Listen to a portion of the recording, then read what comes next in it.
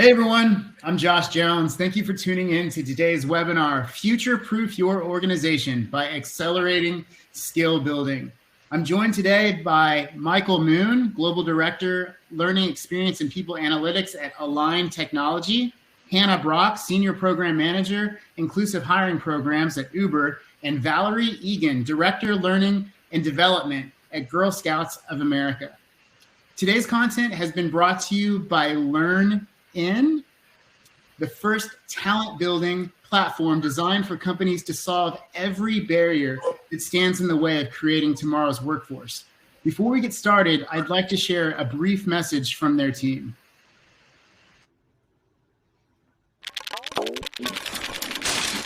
This isn't what upskilling looks like in your business, is it?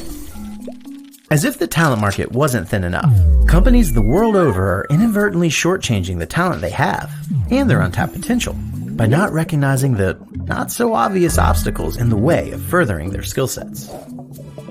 From the time limitations of working parents, caretakers, and commuters, to the financial burden even a $1,000 will reimburse you policy can put on those with little savings, student loan debt, or recurrent healthcare bills, to those without sound direction to ensure courses fit career paths or coaching towards completion. The bottom line, heck, your bottom line, is tied to knowing your workforce will never reach the next level unless you level the playing field.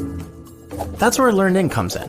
We break down those barriers and biases by realigning any business's most valuable commodities: time, talent, and treasure. Our platform curates the best skills-based programs into one marketplace, simplifies financing, like encouraging employees to take advantage of tuition assistance without it hurting their own pockets, and offers every learner a dedicated coach to gain the skills for their next step. The result is a completely operationalized talent building infrastructure that'll help transform your workforce in a measurable and meaningful way. Getting your business to that proverbial next level starts by getting your people there first. Request a demo today at learnin.com.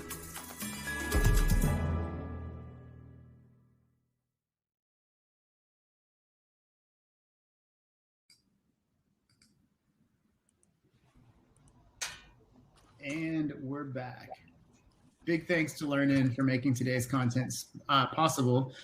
Today's content is being recorded, so by the end of the day tomorrow, you will receive an email from us that will contain a link to today's recording, and I've placed the HRCI and SHRM credit codes in the chat. I want to bring your attention to the chat. It's on the right-hand side of the screen. If you have any questions for our panelists, please feel free to jump in because your questions are encouraged. Before we get started, I'd like to just do kind of a brief intro. I'm going to start at the rotation has changed. Hannah, you were at the top before, but now it's Valerie. So Valerie, I'm going to start with you. Can you just give us a quick introduction? Sure. Again, my name is Valerie Egan, and I've been in the HR sector for 20 plus years. Currently, I'm with the Girl Scouts.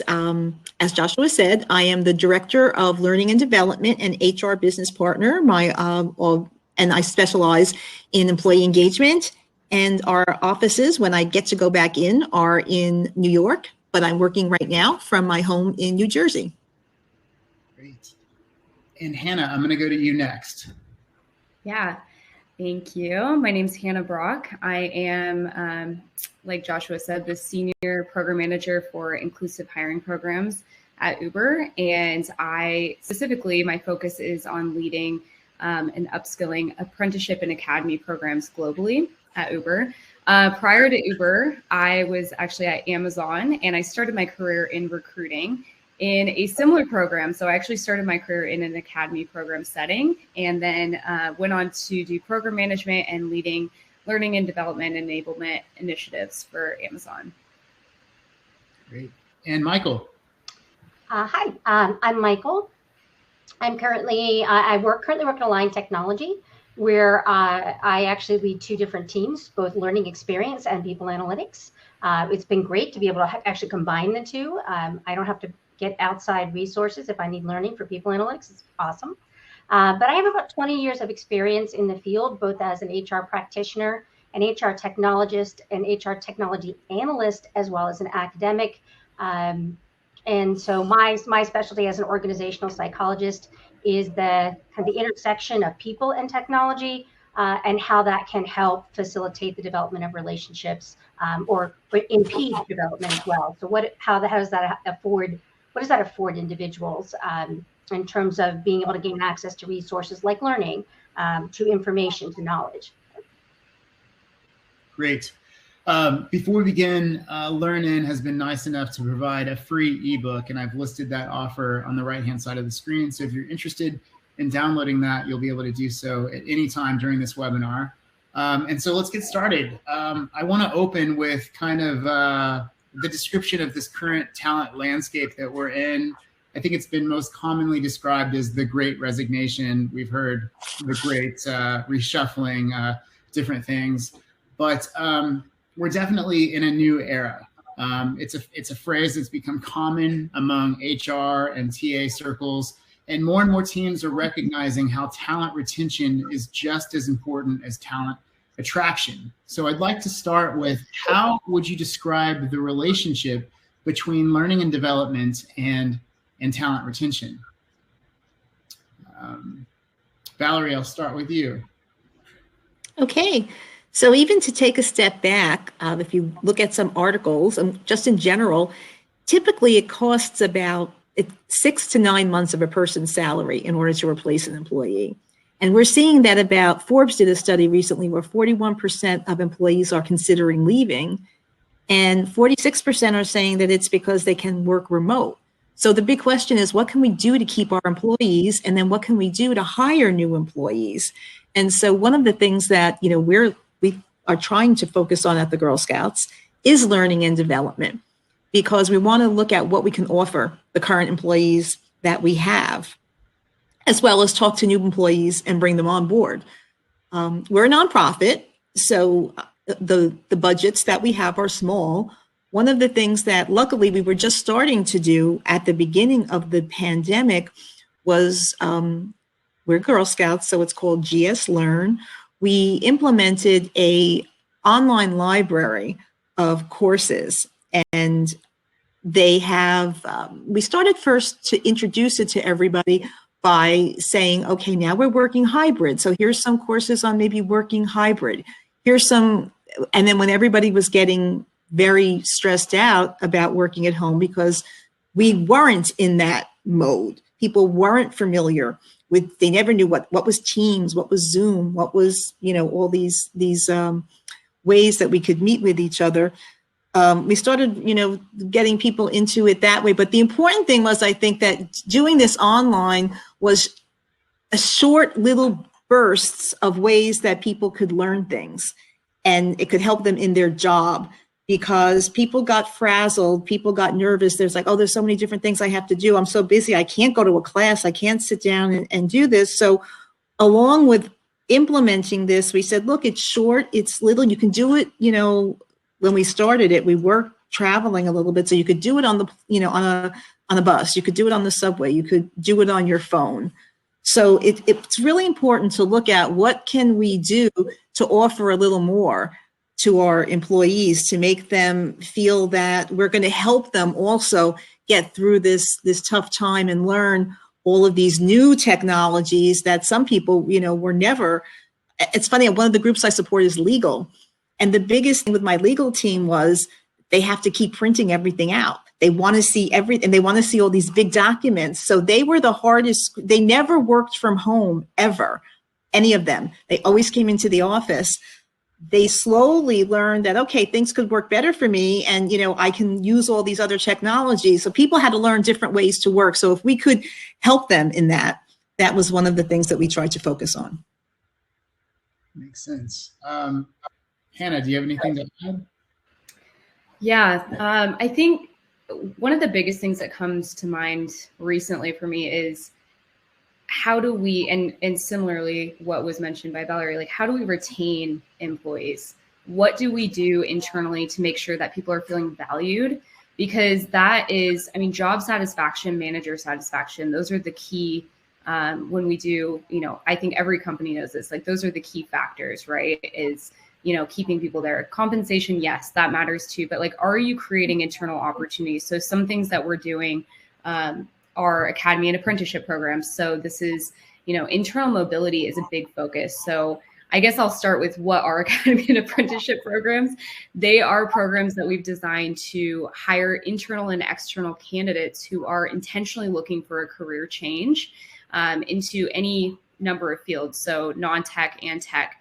Right now, we have focus on developing recruiters and sourcers, as well as sales professionals and software engineers and data scientists. And so these are some of the initiatives that we're launching and have launched in the past, but with a real focus on developing our internal talent. So what opportunities are we providing for our customer service representatives, right? For our people who are in other locations who want to relocate, right? Like all of these things, as well as what Valerie said, like making sure that, you know, we are hybrid friendly, meeting people where they're at. But I really think that investing and upskilling in your internal talent is a huge part, like making sure that people feel valued, that the company cares about them, that they're invested, but they're not feeling stuck. I think that's a huge reason when I interview people, you know, in exit interviews, like why are they leaving? Why did they choose to leave? Feeling stuck is a big reason for a lot of people right now. And, you know, this is an opportunity where people are reevaluating their lives and their livelihood and, you know, work-life balance as well. So making sure that all these things come together is really important. I think that's so true. The stagnation almost that people are feeling from the last, how long has it been? 18 months, 24 months? I don't know. Michael, do you have anything to add? Yeah, I do. And I think I'm going to step back first and just make a comment on the Great Resignation. Of course. Because I think that when we frame it that way, it's like, oh, we need to start doing something differently. When in fact, we should have been doing these things all along. Right? And what we know is the Great Resignation is problematic, but it isn't necessarily problematic in every organization for all employees. It's you have to segment, right? So we know in certain roles or certain industries, that's where we're seeing that resignation. But regardless of what kind of organization, whether you're having that problem or not, thinking about growing and developing our employees should always have been a priority, right? And I can share a little bit some analysis that I did at my current organization. It's a subset of the, you know, we're currently now at about 25,000 employees, but we have a candidate experience or onboarding survey, sorry, and we have candidate experience too, but we have an onboarding survey, we have an exit survey. We have a core set of questions, and I did some analysis over the last kind of 18 months. And now, obviously, it'd be interesting if we could go back further, but we didn't have the surveys then. And the number one reason that people said they joined the company was career development growth opportunities, right? So it was actually a combination of the two different items, but 1 and 2, career development growth opportunities. Now when we look at, again, the people that said why they're leaving, right? Number one reason they're saying they're leaving, career development growth opportunities, right? So it's a pretty good signal, right? That you have to live up to that. And it's not necessarily, I'm going to say this, and it's not a comment on my own company, but you have to live up to that expectation. And so it has to be, you have to move beyond what we've been doing, right? Just offering courses in an LMS and saying, ta-da, you know, we offered you training isn't going to cut it anymore. And it isn't just about training either, right? We have to think outside of the box. We have to think about being able to help employees understand, not necessarily career paths, but career opportunities. How do you, like, if you want to do this type of work, what roles, right, based on skills, like what are the different roles in the company I could potentially, you know, look to upskill into. It's providing cross-functional project opportunities or stretch assignments to employees. Creating, we have a program we just rolled out called Early Leader, which we didn't limit to just certain people. We said anybody in the organization that wants to go through that training, you can go through that training. So it's training for all, availability for all, that transparency, and helping, and ultimately also continuing to drive home that it's the employee's responsibility, right? With the support of their manager, with HR, and the global talent function. I think that's amazing. I'm so glad that you're implementing the results of that research into your programming. And I think you're exactly right. I think growth and development, these are key reasons people stay, and they're key reasons people will leave. So I think it's really crucial that teams are addressing that, which kind of, in a way, brings me to my next question. we kind of touched on the Great Resignation, but there's also, I think maybe there was a little bit of a talent shortage even before the current situation that we're in, but there's definitely a talent shortage now. It's a topic in many talent discussions. More and more data is showing that there's simply more jobs than people to fill them. And that's true from low skilled to higher skilled types roles. Faced with this, many teams are figuring out ways to grow their own talent. So can you provide examples of how this has been successfully done? An example that I have is, I know the team over at Amazon has been identifying team members within fulfillment and training them and moving them into different areas within the organization. And some of these people that they've identified and trained into different areas are now working for other tech companies outside of Amazon, doing those roles that they've been trained in. So they've graduated from beyond the warehouse, if you will. Do you have any examples that are similar to that, or can you touch upon that? Hannah, I'll start with you. Yeah, so I'll back up a little bit of just thinking about like holistic, what you're saying about the talent shortage, right? This is a really interesting stat. And I actually was working with my senior researcher, Olivia, on my team, and we pulled some data. And this was fascinating because I knew that this was true as of last year, but as of yesterday, there were over 556,000 open recruiter roles. And that's a 52% increase since last July. And open software engineering roles were 518,000. And that's based on LinkedIn, right? But that is wild because in the past, it was, the reverse of that. And so I think that just goes to show, like, it's not, everyone is dealing with this right now, but there is a huge there's a huge number of opportunities out there, right? It is definitely a candidates market. And so some of the things that we've done, and what you're mentioning with that Amazon program, Joshua, that was, I was actually part of one of the first Recruiter Academy programs, and we hired people internally and externally. And the idea came from this same thing that happened a while back. Was there was a lack of recruiter talent in the market, and we were finding that we had more open roles than we could fill. And so we needed to train. And also there was a lack of diversity and representation on our teams. So there were a few different problems that we were trying to solve. We were, really looking to start from, hey, let's look at the leadership skills that people have and that they bring in from other careers. And so now when now that I run these programs, I ran it at Amazon and now running them here at Uber. Something that we're looking to do is really looking at how do we remove barriers to enter these roles and looking at the competencies needed, right? Like we can start with the soft skills. That's what we need, right? I need leaders who are leading from the seats that they're in any kind of background. So some examples of backgrounds in the academy and apprenticeship programs are we've had former athletes, right? We work with the NFL Ascending Athletes Organization. We've hired former educators, former program managers, and we've had a chef in the program, right? Like there's all different backgrounds who have been, and these are some of the top performers in the organization when they graduate from these programs. So they're really quick to be upskilled because they have those backgrounds. So I think we're addressing a couple different problems with these types of programs. We're saying, hey, we can train people and grow our internal and external talent base, but then also we can hire people who are from non-traditional backgrounds as well, and really focus on bringing in inclusivity and diversity and representation into our teams that need it the most. Absolutely. Absolutely. Michael, do you have anything to add? Yeah, I actually want to extend what you just said, Hannah, right? Which is we have to think about, we have to really just completely set aside the way we've always been doing things. And if we think about, transferable skills, right? Instead of thinking about what were my prior jobs, what companies that I work for, what was the work that I did, right? What was I exposed to? There was a great post, and I'm biased, right? Someone put on LinkedIn the other day, and I'm going to just totally bastardize it, but it was about how people who have theater backgrounds, why they actually would make really great employees. Now, I happen to have a theater background, and then I ended up in analytics, which is a longer story for another time. but that idea that there are things that I learned, right, as part of that now shape who I am as a people analytics professional.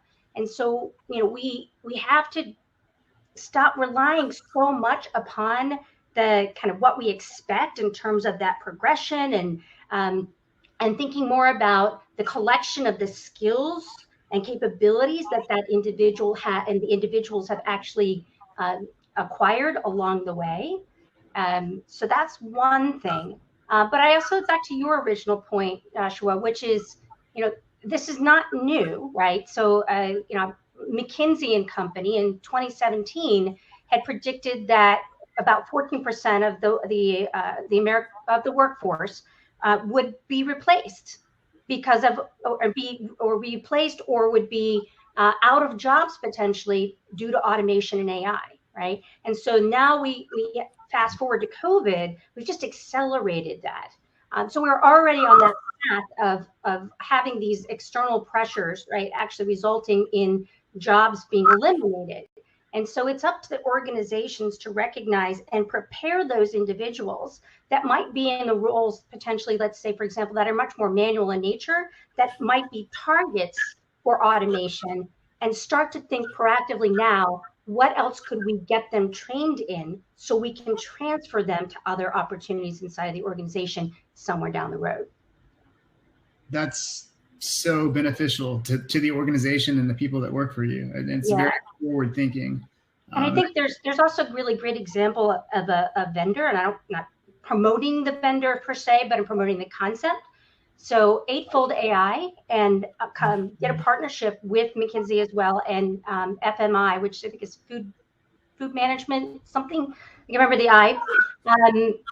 And this was kind of early in the pandemic. And basically it's AI that actually can help you as an individual figure out what your skills are and what jobs you might be matched to that you wouldn't necessarily so it was to help it, and still it is available. I think they're calling it the talent exchange, but I thought it was very innovative, right? It's like it was really to help primarily the out of work workers figure out what else could I possibly do, but they've extended it to that. So I think technology is going to be a huge part of helping employees identify, right, not only what are my skills, being able to track those skills, being able to track the competency levels of those skills, and being able to help them map that to specific work that they can be doing inside their organization. And my projection is, and this is very, very out there, but I'm going to say 5 years, and 5 years, I'll probably change it to another 5 years.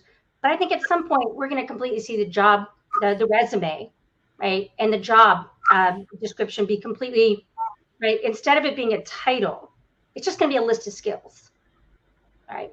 And that is going to allow also organizations to actually be more agile, right? Okay, great. We need someone with A, B, C, and D. Oh, we have that person over here. Let's bring them over there.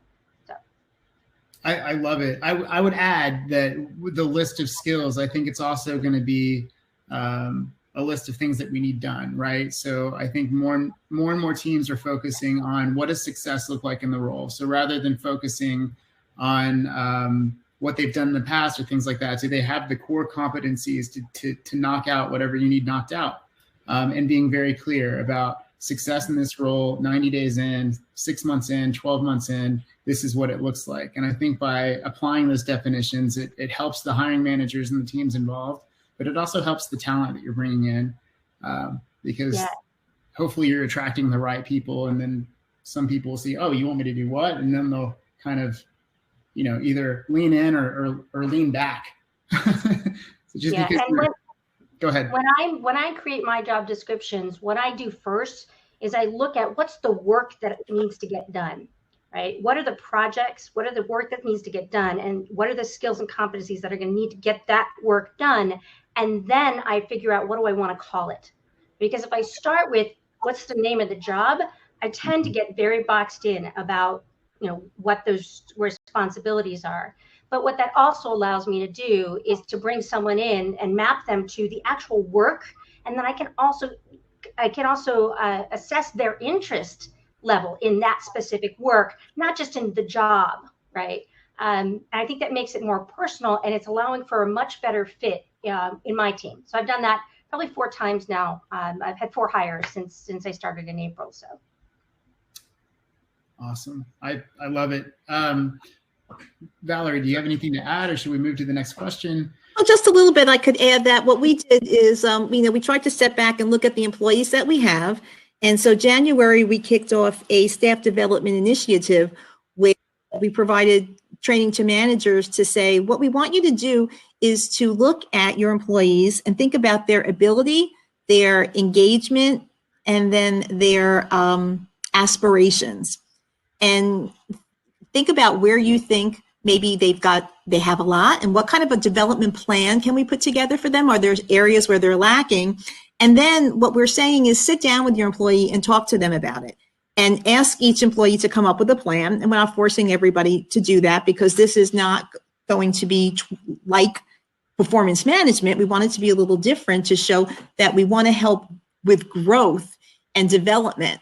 And we also want to show that it doesn't mean, we're a small company, so it doesn't mean you're going to get a promotion, because it depends on if there's the ability to have a promotion, but it's just to help enrich what you're doing. And so it forces the employees. Now, some managers are great at this, and they've been doing this all along in their one-on-ones. And so they understand their employees, but some people don't. And so they don't know. They may have people on their staff that have other skills that can be used somewhere else. And it helps keep them happy. And, when we go into the morale section next, keeps their morale up, because it shows that maybe there's, they can work cross-functionally somewhere. Maybe there's something else that they can do. Maybe they don't even need the training, they have it. So right now we're focusing on making our staff development initiative more robust, forcing the conversations and keeping it up, for the rest of the year. So kind of stepping back, looking at what we have and seeing how we can maybe, share resources, things like that. Brilliant. Yeah. And I want to just add one more thing, because Valerie, you just triggered another one. So one of the other things that we're doing in the global talent function, which is where I sit, is each of my leaders' direct reports, so my peers, we did a show and tell with the entire global talent function, talking about our goals and priorities and projects for the coming year. The purpose of that, beyond just the transparency, was to encourage people to volunteer and say, you know what, I'd like to be a part of that project, because I'd want to upskill in analytics. Or, you know what, I really love recognition. Can I do something on that project? So, it's very purposeful. But that's one of the ways in which we are trying to help facilitate that cross-functional, or interfunctional, opportunity. So that's a great idea that I hope other companies will copy.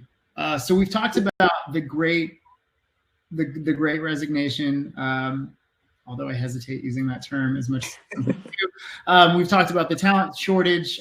I want to talk about morale. I think that investing in the learning and development of employees increases retention, of course, but it also, and it helps with the talent shortage, but it can boost morale and possibly improve employee happiness.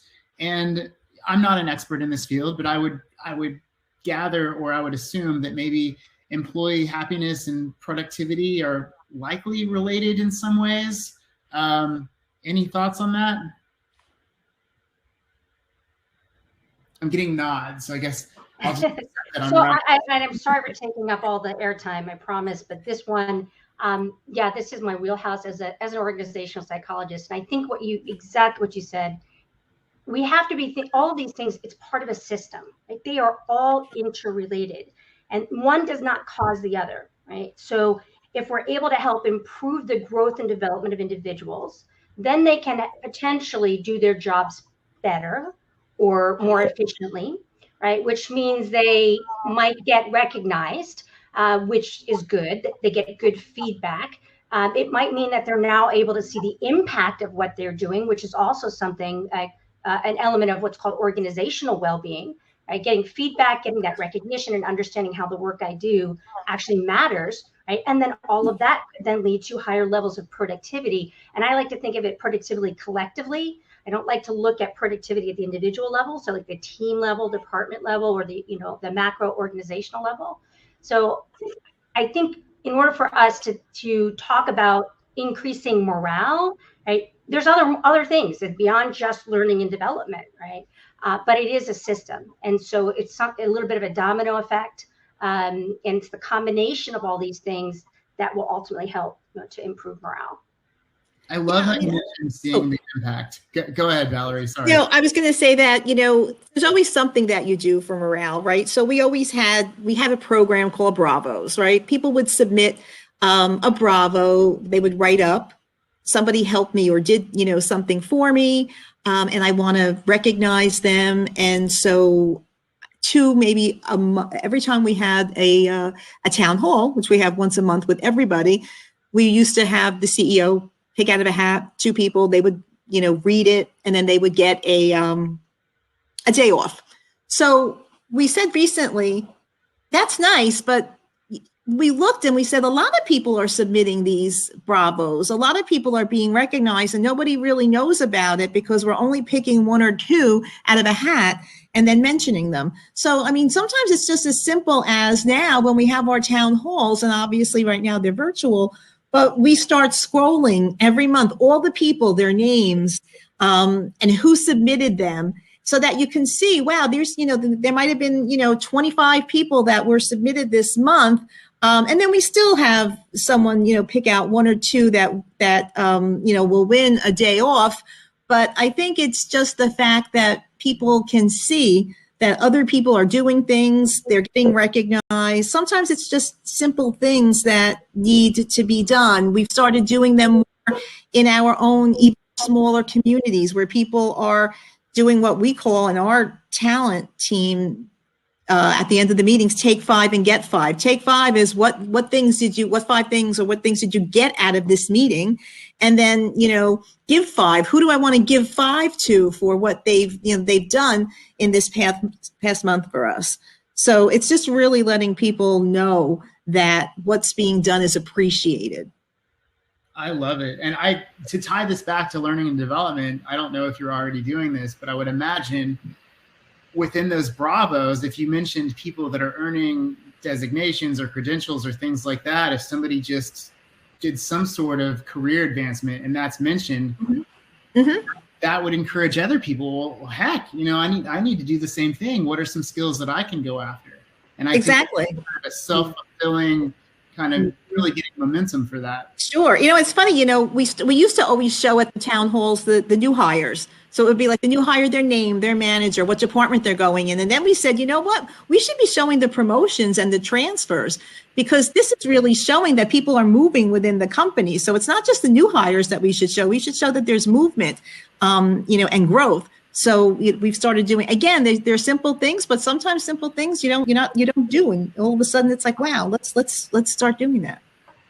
Just one thing to add on this topic was just kind of sparked some ideas around, from an L&D perspective too. I think it's really important. I've been a part of multiple enablement initiatives and teams and led some as well. And I found through some failure and trial and error that, when we're trying as an enablement team or, L&D team to own and lead everything, like learning initiatives and training all on our own, and keeping it kind of close, what I found is that doesn't actually help anyone. And that's probably not new news, but what, has really boosted morale on the team is having co-ownership of trainings and facilitation and really allowing our subject matter experts to emerge within the team. Because I don't know, I think Michael was saying, and Joshua, around productivity, right? Productivity, having a purpose, right? Feeling that you have a purpose in your work and that you're not just stalling. There's ups and downs in every role. And so for some of those, moments where you have some additional time, what's really nice for people to know is that they can help out their colleagues and to really feel that they have a purpose and they're purpose driven in their work. And, going off of the gig opportunities that we've created internally as well, like that cross-functional team collaboration, Michael, that you were mentioning is, it's so important for people to mentor each other and we have something that's kind of like a cohort model where we have, all of the alumni of all of our graduates, right? And they're interacting with each other on a daily basis. They have Slack channels together. They're really knowledge sharing. And what I found is it's really organic, and they've learned to mentor each other, and we've really facilitated that with them. But it's kind of like grown a life of its own as well. So I think that it's really important, especially during virtual times, to really ask for co-creation and co-leadership models with learning and development and trainings, and let people lead, right? Like, even if they're not senior, even if they've only been here 6 months, like, they're bringing in skills that, maybe they can lead a training better than our enablement team can, because they're the subject matter experts in that area. Yeah, I love that. So the way that I always talk about it is that we have to approach development from an omni-channel approach, right? And so both top down, bottom up, right, cross, right?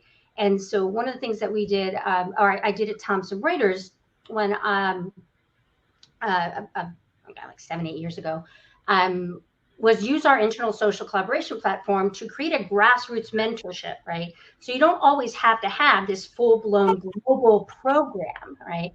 And it was as simple as on your profile in that system saying, hashtag mentor needed or hashtag mentor available.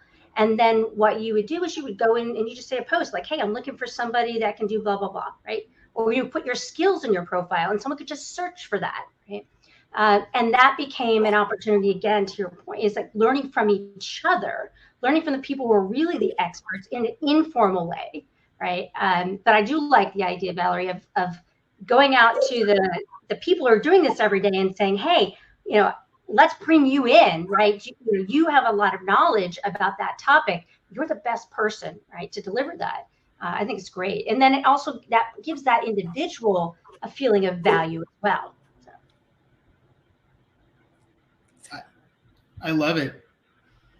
I don't know. There was a little bit of a cut in the audio. I hope I didn't cut you off, Michael. I love the idea of getting more people engaged and more stakeholders involved with this. And I think another, it lets the people see their value, and that's going to impact their retention. But also, anytime that I've taught or trained or distributed information, I get to know that subject even better. And so if I'm tasked with putting together some sort of workshop or a class or a session or a seminar, I'm actually gaining knowledge as well. Even though I'm leading the instruction, I'm upskilling myself. So it's a beneficial thing. So rather than bringing in external resources, sometimes it's great to focus on the resources that you have.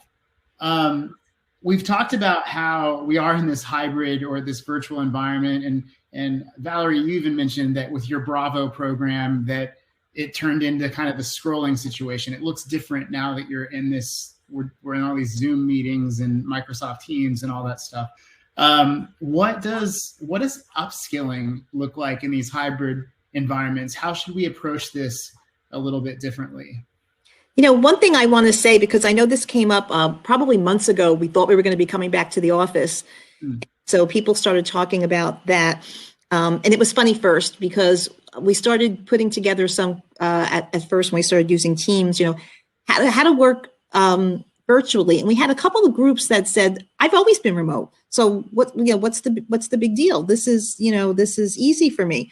But what we saw was that a lot of these people that were remote, now that everybody was remote, they kind of felt that we're all on an even playing field now. Sometimes the people that were remote said that sometimes they didn't feel like they were always part of the conversation, because when we were in the office, maybe people would walk out of the office, they would forget to say goodbye. These people would still be on the line.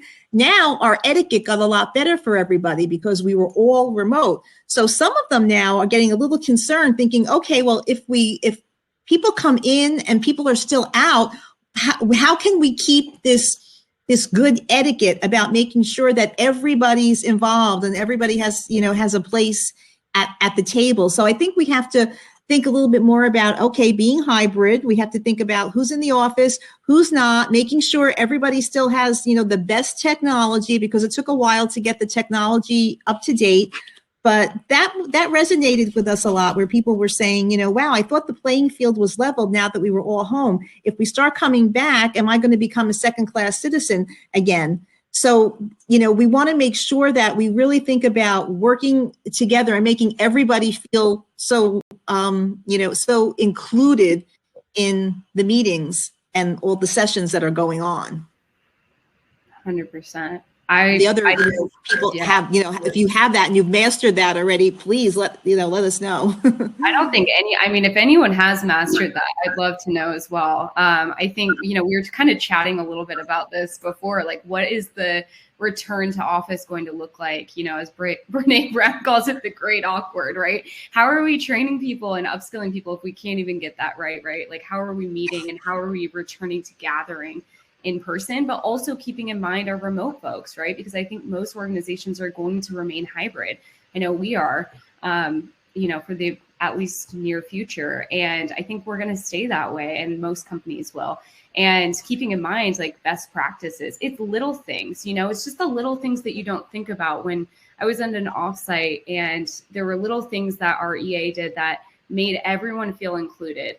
And we were in person, and some half were, attending virtually. And I don't think it's ever going to be an ideal situation, but just little things like muting the room and having a microphone and making sure that the only people who are talking are holding the microphone so that everyone can hear, and reducing background noise, just little things to make people feel like, hey, we're acknowledging you, and like putting it back on the room. And I think the other thing with hybrid too, that's going to be really challenging, and again, simple, but who's on video when, and like, are we going to have people's faces on the screen when we return, right? And this is top of mind for me, real talk, because we're going to be doing a hybrid solution for training our academy program that's starting in April in Amsterdam.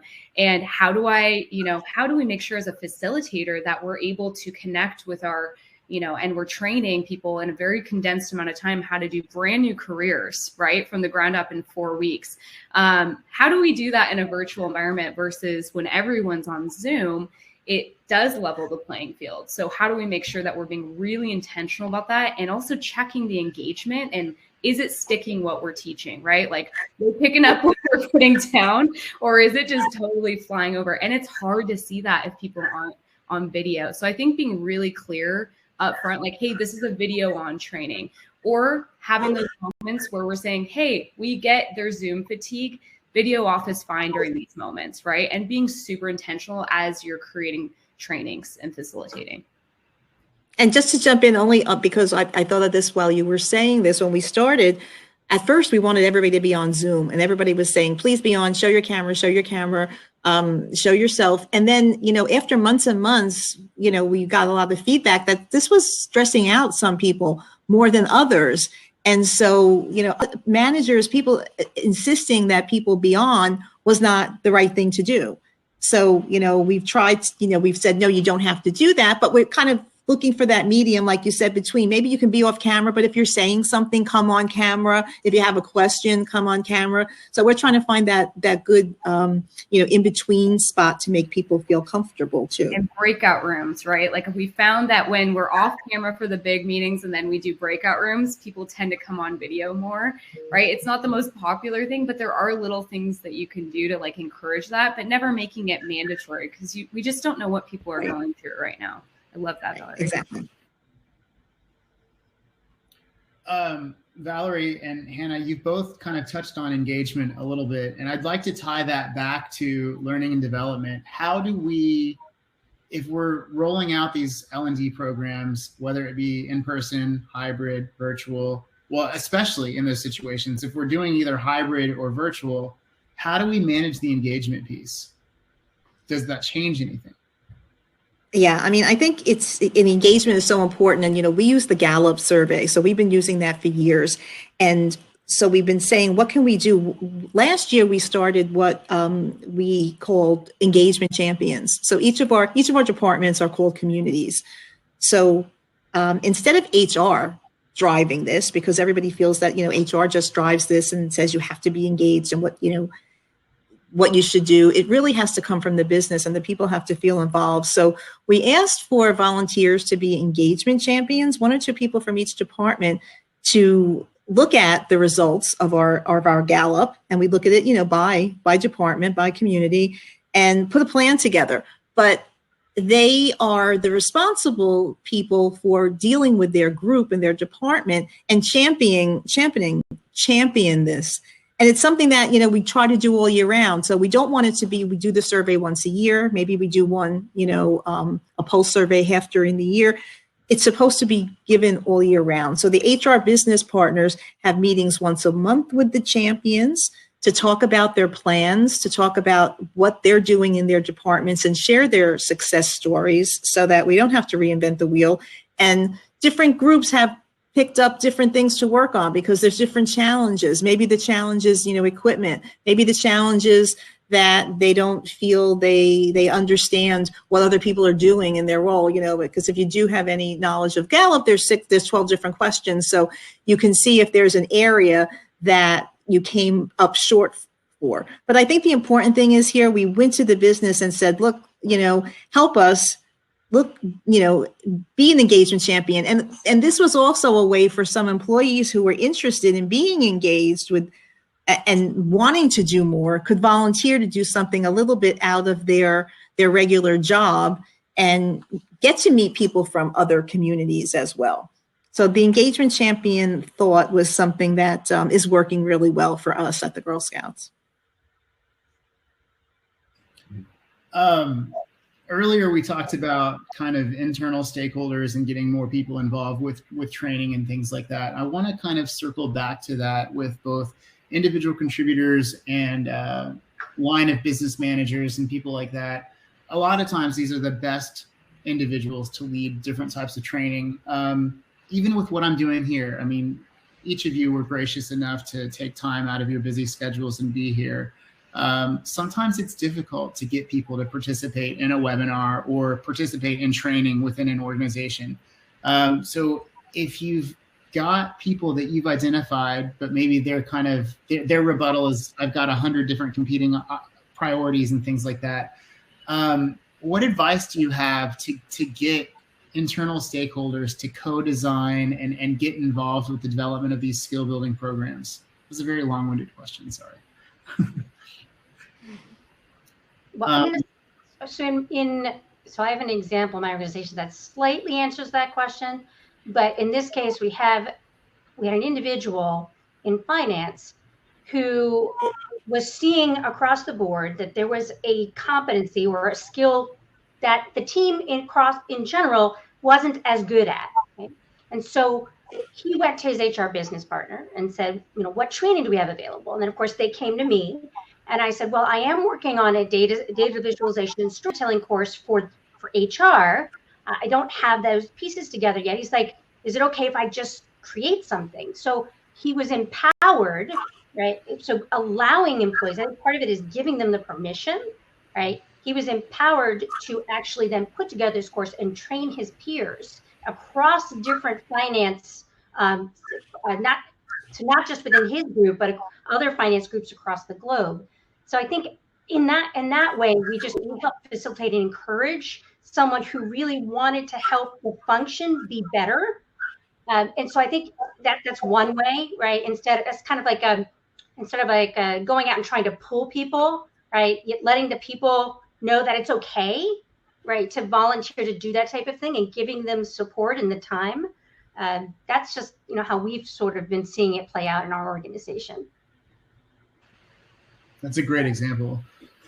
I'll just add a quick, thought to that too, kind of tying in both engagement and kind of the line of business manager conversations. But, I think first it really starts with, it's going to be an uphill battle if your organization or your company doesn't value and incentivize participation in leading trainings and L&D and all of these different things, like really to incentivize and reward engagement. That's the number one, like the culture has to be there. Because if it's not, then like if you're enabling that for everyone, right? That's also line of business managers. That's everyone, right? If promotions and if comp and leveling and everything else is tied to, are you a thought leader? Do you, are you cross-functional in your collaboration, right? Are you a team player? Or do you lead trainings? Do you share knowledge? Do you mentor? It really has to be tied to that, because the end of the day, it has to be rewarded, or else if it's not part of that, if it's not part of the values of the organization, then it's not going to encourage people to participate. I think there are those people who just love to do it, right? And I think people do it for the right reasons, but it also has to be, you're taking on work and acknowledging the fact that you're asking people to take on work that's outside of their day-to-day, and that everyone's really, at their bandwidth most of the time. So that's the first part. And then I think the second part for what's worked well for me is really getting people excited in the upfront way before something launches. So really multiple different ways. I think of everything, because I have a marketing background, of just like, how do we market this in a way to get people excited? How do we make this kind of fun, right? Like, I think it gets really hard for me when everything's so serious all the time, right? Like, how do we make this fun? How do we make this something that people want to do? How do we tie this back to the managers of what benefit it'll bring to their teams? And getting them involved early and often throughout the process, saying, hey, you might not have time now, but here's all the touch points throughout the process that we would like your input. Even if it's a survey or a focus group, or just, taking a look at some materials we're sending out, and just getting in every channel you can, email, Slack, right? Like coming to the leadership meetings, presenting, right? Like every way you can. And it's a lot of work, but it does pay off, because I've done it the opposite. And I got the feedback that it would have been nice to know sooner. So, and I would agree with you, Hannah. I mean, that the part, especially at the end when you said, give them the opportunity then to present it, at team meetings, or, a town hall, as the group did something, and they worked on it. It might be something that's adopted by the company, or it's not, but it was a great opportunity to work cross-functionally with another team. And I think the other thing that that we need to remember is that the opposite, or the antipode of engagement, is burnout, right, in the literature. Right? So we have to find ways. Like, I think about when I was working remotely 100% when COVID hit. Most of the rest of the team wasn't. And then I had a manager that said, no, you all need to be on Zoom, on camera. Right? There was like this lack of trust that the leader had in our ability to actually do our jobs, right? And I'm like, but I've been doing my job fine, right? And then we looked at kind of over time, the increase in the number of meetings, the increase in the start of your day and the end of your day, and how that was affecting people's morale, their stress levels, their emotional state. Right? And so leading back to skills and training, I think what we all could use help with is how to prioritize, how to effectively manage our time in a remote environment, or a multi-location environment, as we like to call it, because we have a tendency like, well, I'm here, right? And so we will tend to work more hours, right? But employees need to feel like they have permission to end their day, even though they can see other people who are still online.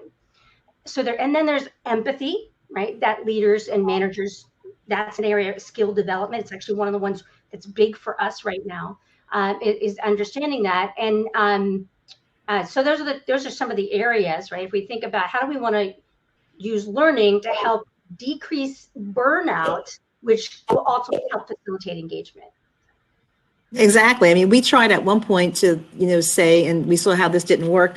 Don't schedule meetings, during lunchtime, 12 to 1. Well, of course, that was a problem, because 12 to 1 is not the same time for everybody. And then we have, people with childcare, and other times didn't work. So sometimes now it's as simple as we have to put like 15 minutes in between meetings, because people are saying that they're going from, an hour meeting, 1 o'clock, 2 o'clock, 3 o'clock. They don't have time to let the dog out. So those are the things that we have to think about, as what you're saying too, to make sure that people aren't doing too much, because people are saying, I'm working at home and I'm doing more, because, you leave your computer up and you work here. And if you don't answer, the IM that comes in, they're like, well, where are you? But if I was in the office, maybe I would have been in another room, another meeting, and I wouldn't have answered, or I would have been outside getting my lunch. So these are the things that we to, think about the expectations that some people have to be thought about more. Team-wide, no meeting days. I can't emphasize enough how amazing it's been for the team. Really? Holding to that. Yeah, it's been the best. We take either Fridays or Mondays, and we even have some company-wide ones too. And it's been exceptional. The feedback from our ICs, especially, who really rely on that heads down time for their productivity. When it's getting broken up by meetings, it's so counterproductive to them. So the feedback's been great. As long as managers are adhering to it, it works really well. Because I know, we all rely on meetings for a lot of our job, but I think it's super important to give people some time back, especially now. Is that we do the same thing? We do meeting-free Friday, but we also only schedule meetings to be 45 minutes or 15 minutes. Unless, of course, like a vendor demo or something like that, you're going to need the time, so that people have that opportunity to get up, go to the bathroom, get some food, feed the dog, right? Just walk, getting activity in. I know my steps have gone down significantly since, since COVID started, because I'm not traveling anywhere anymore either, right? So I'm just sitting here all day long. And then the other is focus time. We encourage focus time.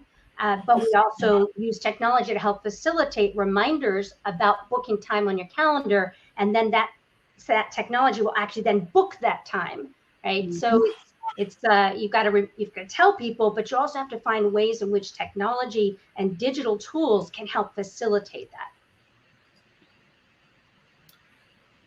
We're almost out of time, but I want to try to squeeze in one more question. I want to talk about diversity and inclusion. And I want to specifically touch on the relationship between diversity and inclusion and learning and development.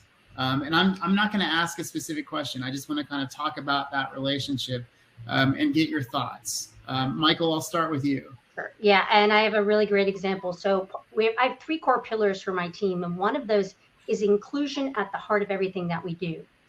On the learning side, the big push that we're trying to do is making sure that there are courses that my team creates, which we're the instructional design arm for HR and for global HR programs, is available in our core languages. Right? So even though most people have to speak English to work here, there's a subset that don't. It may not be your first language. So you want to make sure that you have the opportunity to engage in that learning in your native language, where you're more likely to understand, to assimilate that information, but you're also going to feel like, hey, they thought about me.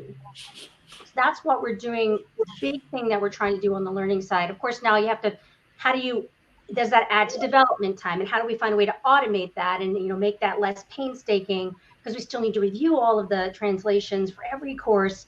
But that is really how we're trying to address it. Now, we also have content, whole programs around different types of diversity and inclusion topics. And then on the people analytics side, right, we are trying to really promote the idea of looking at not just your gender or your ethnicity, but the intersectionality of those things. Right? But more importantly, what you're actually doing with that diverse talent. How are they moving through the organization? Are they being given the same opportunities? And do they have the same types of networks? Right? Sorry, Kat, in picture. And are they able to form relationships more easily or less easily? Right? And what do those networks look like? So we are really trying to tackle this from many different angles, both from the learning perspective as well as from a data perspective. Love it. Hannah, do you have anything to add? Yeah, I'll go there's so much I want to say on this, but I'll go really brief. Obviously, this is, my inclusive hiring team, right? We're on the diversity and inclusion team. So start with this. First of all, be really intentional and look at who you're hiring into your organization, right? I would just start there, right? And then secondly, the same time as you're starting to, or maybe you're continuing on, a lot of companies are focusing on, having diversity and inclusion sourcing and hiring strategies. Great. At the same time, please make sure that your hiring managers and your hiring teams are, and all of your teams are receiving diversity and inclusion training. And maybe some organizations or some companies don't have the people in-house to lead that. There's so many great external organizations, right, that lead great bias, inclusivity training, right, and all these different things. And then the last thing I'll say too is there's so many different types of diversity, and a lot of the diversity on their teams are not seen, and we need to be making sure that we are taking in mind different accommodations, right, and people's different learning styles. And then the last thing was, making sure that we're not asking the same people over and over in our organizations to lead diversity training, right? Because of, I would say that's a huge piece as well, is making sure that you have, you're sharing that responsibility and keeping bandwidth in mind and being intentional there. Yeah, neurodiversity and different accommodations, super important to take in mind when crafting trainings for accessibility. And just to round it out, I would say that, we have employee engagement groups. And so that's one of the things that we use as a selling point too. If you're going to, come on board with us, you can join one of our groups. We have what we call a GS Pride, GS Mosaic. So there's different types of backgrounds that people can be interested in and become part of. And then we have guest speakers. So we have leadership teams of those groups as well. So that's a grassroots, startup. But they also they meet and then they figure out, do we want to have a speaker? Do we want to give a course? Do we want to just, have a day of understanding and talk about different things?